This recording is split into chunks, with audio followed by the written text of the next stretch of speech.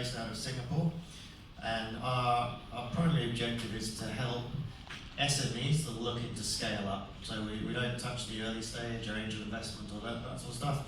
We're looking at companies that have already kind of reached $1 million in profit and are looking to go to the next level. And really, that's quite a neglected space. Both myself and my business partner come from an entrepreneurial background, so we're kind of familiar with that space. Okay, what are the biggest challenges small company owners face nowadays?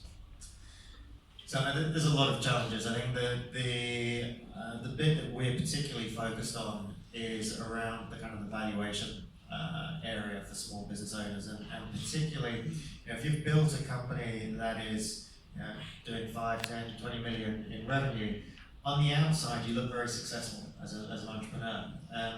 Oftentimes internally you're stretched very, very thin. Lots of people are getting extreme value from your business, but as the owner, it's very difficult for you to monetize any of that value. The last couple of days we've been talking about investments, and the biggest concern that investors have is this lack of liquidity in small businesses and how they get out. And for founders, that's also very frustrating. You're providing jobs, you're providing this whole ecosystem where everyone's benefiting, but as the founder, it's actually very difficult to monetize that value. And it used to be the idea that you would take your company public and this would sort of be the exit, but actually IPOs have dropped off a cliff. They're down 50% in the last 20 years. They're just no longer that attractive, but that issue still is there, that early investors want to get out, the founder wants to buy a nice car, whatever it is, that they're looking for liquidity. So that's what we help with.